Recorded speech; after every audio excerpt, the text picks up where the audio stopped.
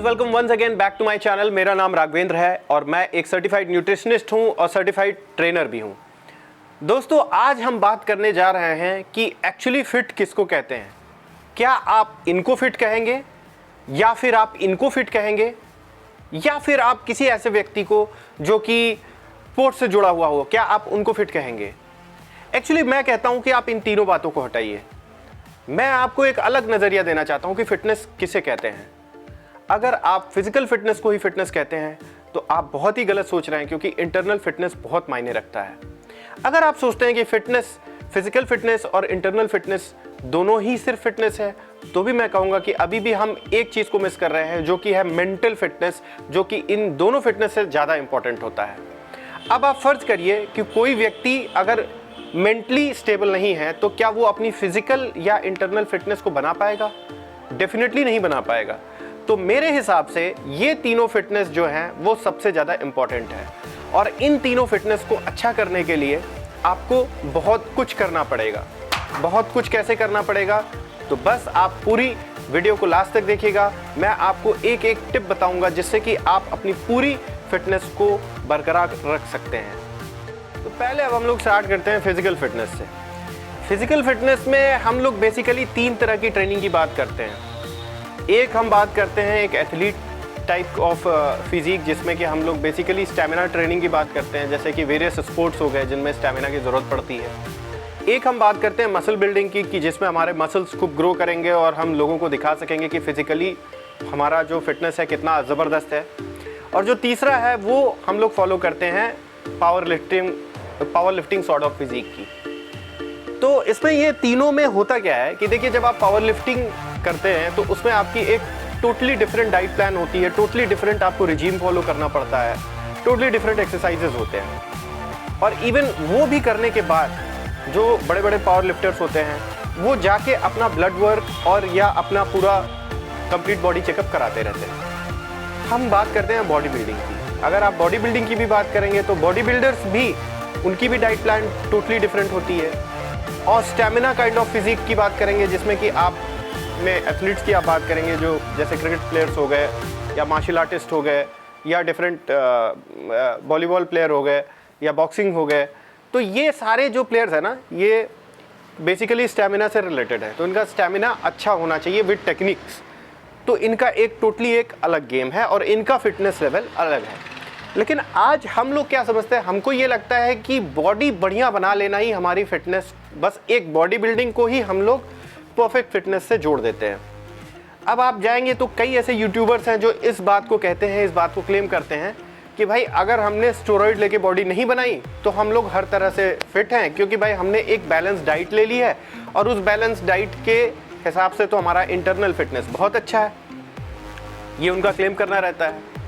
लेकिन मेरा ये मानना है, मेरा नहीं, इनफैक्ट साइंस का ये मानना है कि मेयरली फिजिकल फिटनेस पाना ही सब कुछ नहीं होता है, आपको इंटरनली फिट रहना पड़ेगा। अब हम पॉइंट नंबर 2 इंटरनली फिटनेस पे जब तक आते हैं, इससे पहले कि हम फिजिकली फिटनेस की कुछ बातें और जान लेते हैं। क्या आपको पता है कि बड़े बड़े बॉडी बिल्डर्स जो हैं उनको भी कई बार हार्ट अटैक आया है, उनको भी कई बार किडनी की प्रॉब्लम हुई है, उनको भी कई बार अन्य डिजीज़ की प्रॉब्लम हुई है। ठीक है, मैं बात करता हूँ बॉडी बिल्डर्स की। तो बॉडी बिल्डर में आप चाहे आर्नोल्ड श्वार्ज़नेगर को ले लीजिए, चाहे आप इवन सिल्वेस्टर स्टैलोन को ले लीजिए। हालांकि वो तो एक एक्टर है, लेकिन अपनी लाइफ टाइम की जर्नी में उन्होंने बॉडी बिल्डिंग भी कर रखी है। तो बीच में उनको काफ़ी दिक्कतें हुई थी। हालांकि ये सभी लोग फिजिकली बहुत ही फिट हैं, क्योंकि ये अच्छा वेट लिफ्ट कर सकते हैं, क्योंकि इनकी बॉडी बहुत अच्छी है और स्टेमिना लेवल भी बहुत ही अच्छा है। तो ये फिजिकल फिटनेस का कोई भी कनेक्शन इंटरनल फिटनेस से नहीं होता है। अब हम आते हैं अपने सेकंड पॉइंट पे, जो कि है इंटरनल फिटनेस। इंटरनल फिटनेस की जब हम बात करते हैं तो बेसिकली 5 वाइटल ऑर्गन्स की बात करते हैं। आपको कोई भी यूट्यूब चैनल ये नहीं बताएगा कि हम लोग फिजिकली फिटनेस के साथ साथ अपना इंटरनल फिटनेस को भी कैसे ध्यान दें।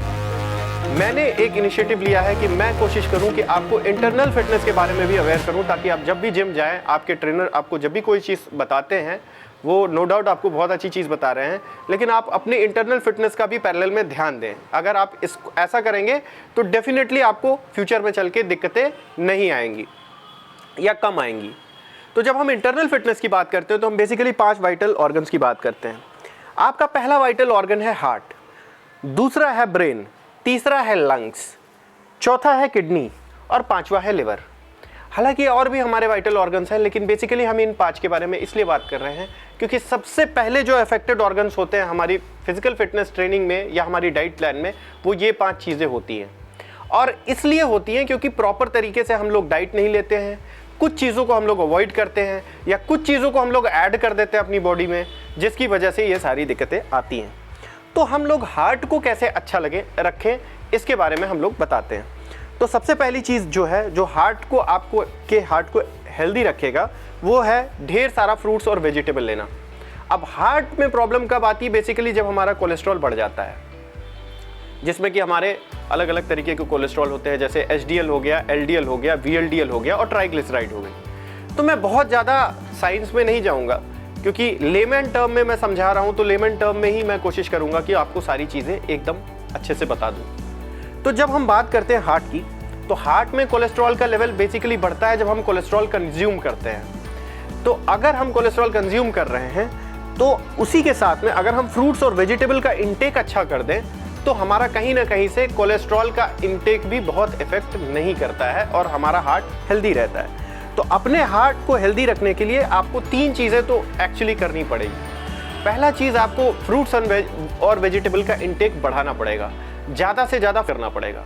दूसरी चीज़ जो आपको करनी पड़ेगी कि डेली एक ब्रिस्क वॉक लीजिए, जिससे कि आपकी कार्डियोवैस्कुलर प्रॉब्लम कभी आपको लाइफ में ना आए। ब्रिस्क वॉक आपको बहुत हेल्पफुल होता है और ये मेरा ही नहीं, बड़े बड़े डॉक्टर्स का भी ये मानना है कि ब्रिस्क वॉक लेने से आपकी कार्डियोवैस्कुलर जितनी भी डिजीज़ होती हैं वो दूर हो जाती हैं।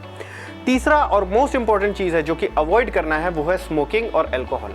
स्मोकिंग और एल्कोहल आपके हार्ट को बहुत ही एडवर्सली इफेक्ट करते हैं और जिसकी वजह से आपको फ्यूचर में चल के आपके हार्ट में दिक्कत आ सकती है। दूसरी जो इंपॉर्टेंट चीज़ है वो है ब्रेन। ब्रेन को हम लोग अगर सही नहीं रखेंगे तो ट्रस्ट मी गाइस कि हम एक्सरसाइज भी नहीं कर पाएंगे और ना ही हमारा बाकी जो बॉडी पार्ट है वो सही से फंक्शन कर पाएगा, क्योंकि ब्रेन एक ऐसी चीज़ है जो कि हमारा समझिए कि मुख्य बिंदु है, एकदम सेंटर है हर चीज़ का। तो ब्रेन क्या करता है कि अगर मान लीजिए आपने स्ट्रेस ज़्यादा ले लिया, तो स्ट्रेस लेने से भी कोलेस्ट्रॉल बढ़ता है, तो आप स्ट्रेस कब लीजिए? तो ये कैसे होगा? अब ब्रेन में हम लोगों को 2-3 चीज़ों की ध्यान देना पड़ेगा।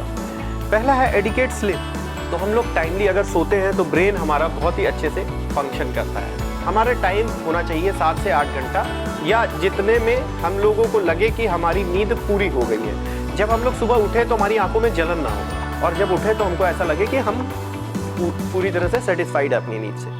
तो ये हम लोगों को करना चाहिए अपने ब्रेन को हेल्दी रखने के लिए। दूसरा इंपॉर्टेंट चीज़ है कि हम लोगों को योगा करना चाहिए। अगर हम योगा करेंगे और मेडिटेशन करेंगे तो इससे भी हमारा ब्रेन जो है वो हेल्दी रहता है। और तीसरा जो इंपॉर्टेंट चीज़ है वो हमारे फ्रेंड्स और फैमिली का जो सोशल नेटवर्किंग है हमारा, वो हमारा मजबूत होना चाहिए। तो अगर हम जितना भी अपने दोस्तों से, अपने फैमिली से कनेक्टेड रहेंगे तो हमारा मेंटल वेलनेस और भी अच्छा रहता है। अब हम आते हैं तीसरे इंटरनल वाइटल ऑर्गन पे, और तीसरा इंटरनल वाइटल ऑर्गन है लंग्स। दोस्तों आपने देखा होगा कोविड में बहुत लोग लंग्स से इन्फेक्टेड होके बहुत लोगों की जान चली गई। इवन बॉडी बिल्डर्स भी ऐसे हैं, बहुत से मेरे बहुत से ऐसे फ्रेंड्स हैं जिन्होंने कोविड में अपने जान से हाथ धो बैठा, सिर्फ लंग्स वीक थे। अगर लंग्स और इम्यून दोनों को ही मजबूत करना है आपको, तो आपको सबसे पहले स्मोकिंग को बंद करना पड़ेगा, क्योंकि स्मोकिंग एक ऐसी चीज़ है जो कि आपके लंग्स के अंदर सीलिया नाम के हेयर लाइक स्ट्रक्चर होते हैं। तो ये जो सीलिया होता है वो कह सकते हैं कि छोटे छोटे बाल होते हैं जो आपके लंग्स में होते हैं, और वो क्या करते हैं, वो रिस्पॉन्सिबल होते हैं ऑक्सीजन आपकी लंग्स में ट्रांसपोर्ट करने के लिए, मतलब आपकी लंग्स में ऑक्सीजन पहुंचाने के लिए। तो जब ये सीलिया ही जल जाएगा, जब आप स्मोकिंग करते हैं तो सीलिया को ये जला देता है, तो एक ऊपर पे आपके लंग्स के ऊपर एक परत बन जाती है जिससे कि आपके लंग्स में ऑक्सीजन का सप्लाई प्रॉपर नहीं जा पाता है, जिसकी वजह से आपको लंग्स में दिक्कत आती है, सांस लेने में दिक्कत आती है। और जब भी कोई बड़ी बीमारियां होती या कोई दिक्कत होती है तो लंग्स भी आपके ऑटोमेटिकली उनका साथ देने लगते हैं उन बीमारियों का, तो आप बहुत ही जल्दी दिक्कत में आ जाते हो। चौथी चीज़ है किडनी। किडनी को अच्छा और हेल्दी रखने के लिए आप एडिकेट वाटर पीजिए, पानी ज़्यादा से ज़्यादा पीजिए अपने, क्योंकि आप अपनी डाइट अच्छी ले रहे हैं तो आपको चाहिए कि आपके अंदर, बॉडी के अंदर जितने भी वेस्ट हैं वो आसानी से निकल जाए, वरना आपकी किडनी को बहुत मेहनत करनी पड़ती है उन चीज़ों को बाहर निकालने के लिए। जिससे कि आपकी किडनी में प्रॉब्लम भी आती है। आजकल तो हम देख ही रहे हैं कि 40-45 साल की उम्र में आते आते लोगों को वेरियस तरीके की किडनी में प्रॉब्लम हो जाती है, जैसे किडनी डायलिसिस हो गया। तो इन चीज़ों से बचने के लिए आप इन 2-3 चीज़ों का ध्यान रखें। पहला, वाटर सप्लाई अच्छा रखें अपने बॉडी में।